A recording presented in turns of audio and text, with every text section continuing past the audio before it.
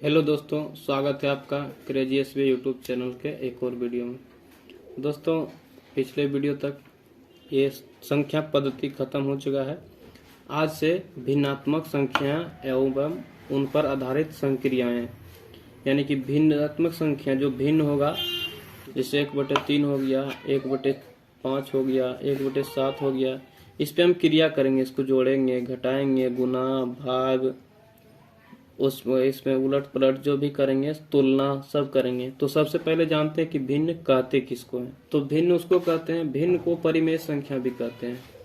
तो उसको P/Q के रूप में लिखना है। तो यहाँ P क्या है? P भी एक कोई संख्या है, इसको चाहे 1 ले लीजिए। Q कोई संख्या है, 5 है। Q 0 नहीं होगा। Q अगर 0 हो गया ये, तो ये भिन्न नहीं कहलाएगा। ये 1/0 कुछ नहीं होता है, ये अनंत हो जाता है। ठीक है, तो अभी ये नहीं पढ़ना है। Q 0 नहीं होना चाहिए, इतना ही जानिए, तब ये भिन्न कहलाएगा। तो भिन्न यही है कि जो P/Q के रूप में लिखे, या नहीं कि बटा हो। 5 भी एक भिन्न है, 5/1। यहाँ Q के मान 1 है, समझ रहे हैं। तो भिन्न का कुछ गुण है, चलिए उसको देखते हैं। तो भिन्न का पहला गुण है अंश और हर अगर बराबर हो तो भिन्न एक होता है। देखिए, 5/5 है तो भिन्न हमेशा 1 होगा। 6/6 है तो ये भिन्न 1 होगा। भिन्न का मतलब ही होता है कि नीचे वाले से ऊपर वाले में भाग। अगर 5/6 है तो ये 1 नहीं होगा, 6 से 5 में भागा देना होगा। अगर 4/4 है तो ये भिन्न होगा, इसका मान 1 हो जाएगा। तो ये पहला है। दूसरा है कि अंश शून्य हो तो भिन्न का मान भी शून्य होता है। अंश वो है, ऊपर वाला को अंश कहते हैं, नीचे वाला को हर कहते हैं। पहले यही जानिए, अंश और नीचे हर। तो ये अंश जो है, अगर ये शून्य हो जाए, और हर तो शून्य होगा नहीं, क्योंकि भिन्न पहले बता चुके हैं कि भिन्न में Q 0 नहीं होता है। तो हर अगर 5 हो गया तो ये भिन्न का मान शून्य हो गया। ये दूसरा नियम है, भिन्न का दूसरा गुण है, समझ रहे हैं। कि अगर शून्य है ऊपर में अंश, यानी अंश जो अगर शून्य है तो भिन्न का मान भी शून्य होगा। चाहे 0/50 ले लीजिए, 0/35 ले लीजिए, ये भिन्न हमेशा शून्य ही होगा। तीसरा है आपका, हर को कभी शून्य नहीं लिखा जा सकता।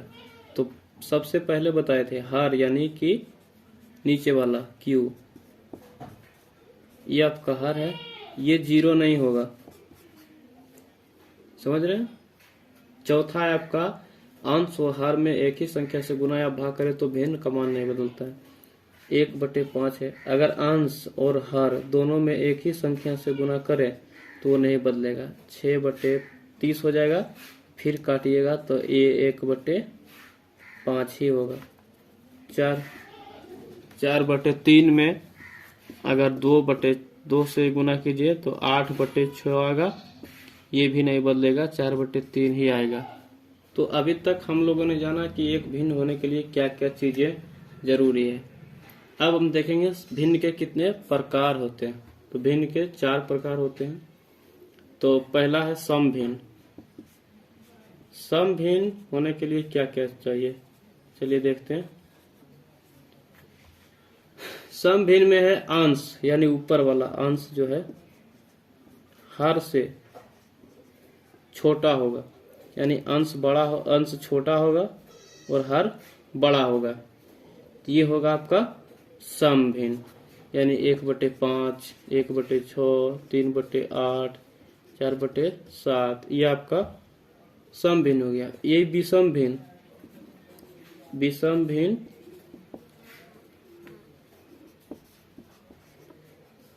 भिन्न यही उल्टा इसका हो जाएगा। अंश जो है बड़ा हो जाएगा और हर छोटा हो जाएगा। इसी को बस पलट दीजिए, 5/1। ये खैर ये तो कोई भिन्न हुआ नहीं, तो 7/4, 8/3, 9/7, ये हो गया आपका विषम भिन्न, यानी कि अंश बड़ा हर छोटा, समझ रहे। सम भिन्न में है अंश छोटा हर बड़ा। तीसरा प्रकार है आपका मिश्र भिन्न।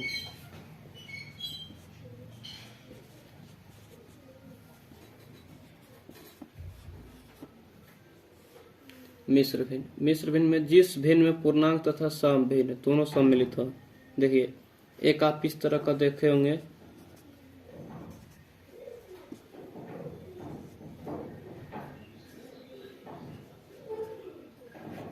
इस तरह का भिन्न, ये आपका पूर्णांक है और ये सम भिन्न है, तो ये दोनों को मिला के मिश्र भिन्न होता है।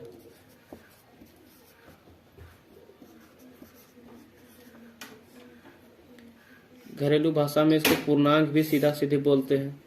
चौथा आपका तुल्य या बराबर भिन्न।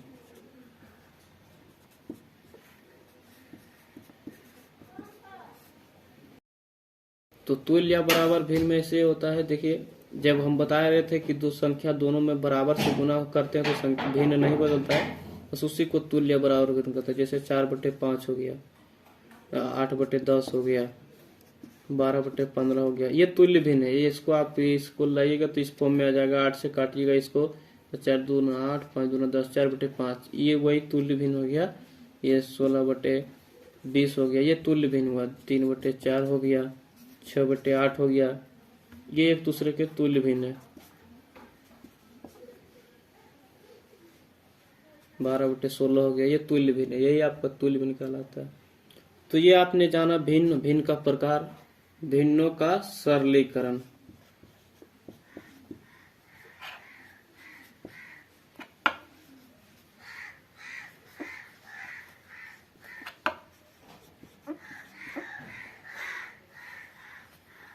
भिन्नों का सरलीकरण में आपका आता है, सरलीकरण मतलब सरल मतलब होता है आसान,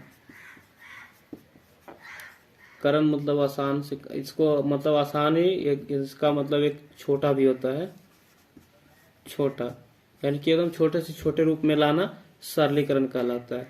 तो इसके कुछ नियम में से एक का नाम है बोडमास। बोडमास ये आपका हो गया बोडमास। तो बोडमास बी से होता है ब्रैकेट,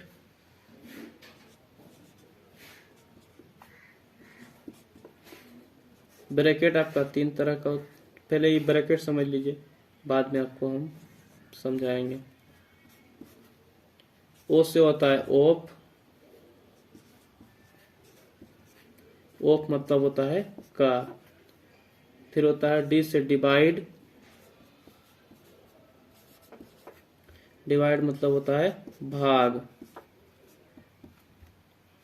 एम से होता है मल्टीप्लीकेशन,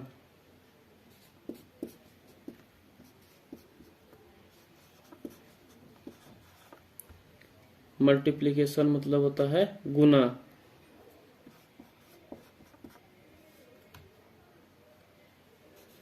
ए से होता है एडिशन, एडिशन मतलब जोड़। और एस से होता है सब्ट्रैक्शन,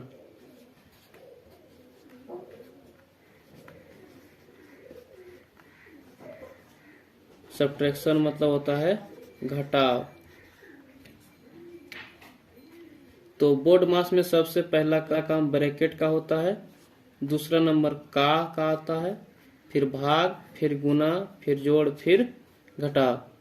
पहले ब्रैकेट, फिर का, फिर भाग, फिर गुना, फिर जोड़, फिर घटाव। ये नियम आपको याद रखना है। अब चलिए हम ब्रैकेट के बारे में बात करते हैं।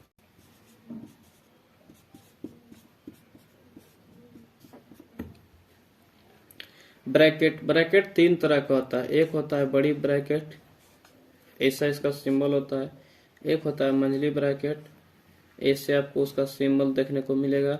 और एक होता है छोटी ब्रैकेट। ये 3 तरह का ब्रैकेट आपको मिलेगा। ब्रैकेट से पहले एक मिलेगा, वो इस पे ऐसा करके रहता है ऊपर, कोई अंक के ऊपर, उसको बोलते हैं बार। तो ब्रैकेट से पहले भी इसका काम होता है। सबसे पहले ये बार का, फिर ये सबसे पहले, उसके बाद ये छोटी ब्रैकेट, फिर मंझली ब्रैकेट, फिर बड़ी ब्रैकेट, तब का होता है। तो यहाँ तक आप समझ गए। पहले ये बार अगर रहेगा तो पहले बार, फिर छोटी ब्रैकेट, फिर मंझली ब्रैकेट और फिर बड़ी ब्रैकेट, तब का, फिर भाग का, फिर गुना का, फिर जोड़ का, फिर घटा का मतलब ही आपका गुना ही होता है, समझ रहे। पर का रहेगा तो भाग से पहले का काम होगा, अगर गुना है तो भाग के बाद होगा। ठीक है, तो बोर्ड मास आपको समझ में आ गया।